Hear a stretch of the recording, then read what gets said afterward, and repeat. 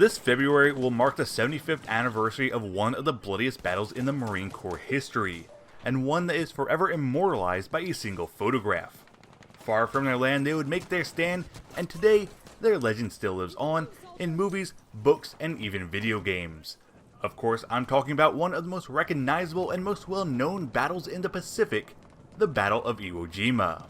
Hey everyone, what's going on? Christopher, the video game historian here, and since DICE released the War in the Pacific back in October for Battlefield 5, we have gotten a slew of weapons, gadgets, vehicles, and 3 additional maps, with a fourth coming with Chapter 6, that have finally added that World War II atmosphere to the game that the community has sorely been missing for over a year now. Of the 3 maps released, 2 have been reimaginings or remakes of the classic World War II maps from 1942 and 1943. But in this video, I'm just going to be focusing on Iwo Jima with the real history of the Battle of Iwo Jima. Now this battle would take place on February 19th, 1945 and last for 36 days, finally ending on March 26th. What made this island an important target for the US military was due to the fact that it contained 3 airfields, as well as its close proximity to the Japanese mainland, as it was just 750 miles away. Both these reasons made the island an important strategic location for the Americans, because with the airfields, they could stage bombers and fighter escort planes for an aerial attack on Japan, or use it as an emergency landing strip for any aircraft leaving or returning to the airfields on the Marina Islands. With the strategic importance of the island, and learning that the Japanese forces were having a difficult time holding on to their Pacific assets due to their forces being crippled very early on in the war, the US planned an assault to capture the island, believing it would only take a few days to do so. Unfortunately, as with all things in the military, nothing ever goes according to plan. The original plan involved the Marines landing on the beaches after a 10-day naval bombardment by the Navy to significantly weaken the Japanese defenses. With their defenses weakened, the Marines would have no problems capturing the island within days. Unfortunately, this would not be the case. Due to other operational commitments, the US Navy could not commit to a 10-day bombing, and instead opted to assist the Marines with shelling the island for 3 days prior to the assault.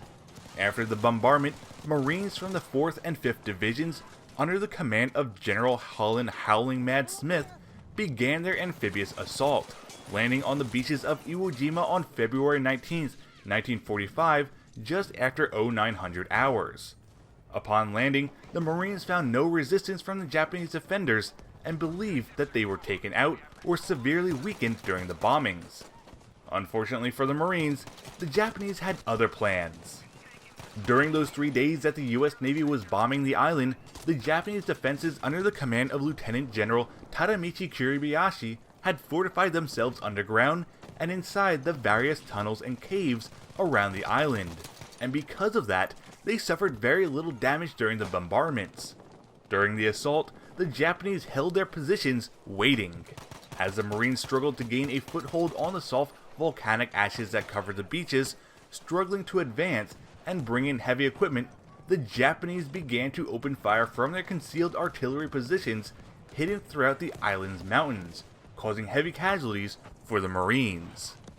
Despite the surprise attack and the banzai charges from the Japanese, the Marines managed to continue their advance and not slow down. During the day, the Japanese were on the defensive, while the majority of their attacks happened at night. For the Marines, this meant that they were fighting for every inch of land, as the Japanese were not giving up their island without a fight. By the end of the second day, the 4th Division managed to only capture a third of the Motoyama Airfield No. 1 on the southern part of the island. By the 23rd, the 28th Marines managed to isolate and capture Mount Suribachi after intense fighting.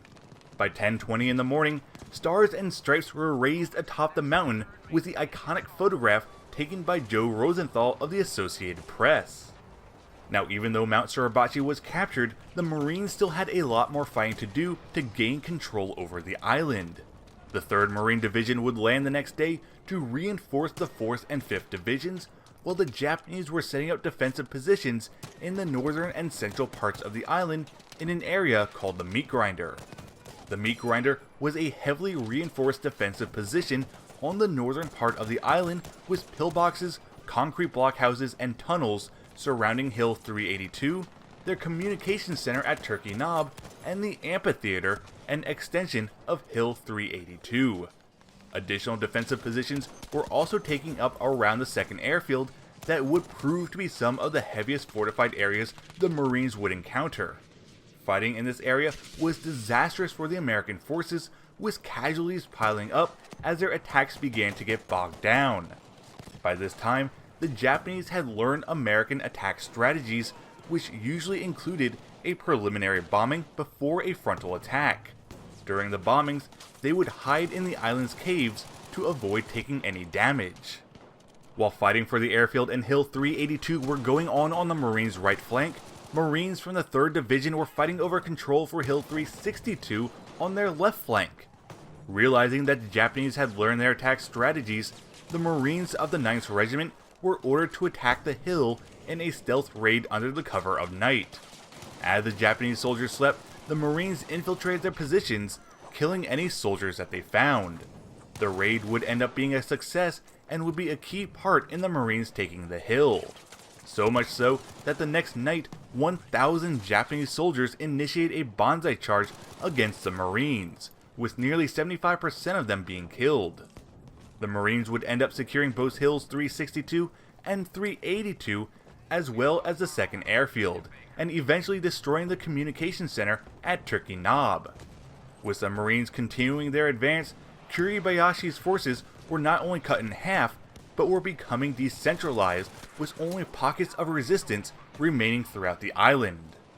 By March 16th, the island had been declared secured, and the Marines began tracking down any remaining pockets of resistance that might still be on the island.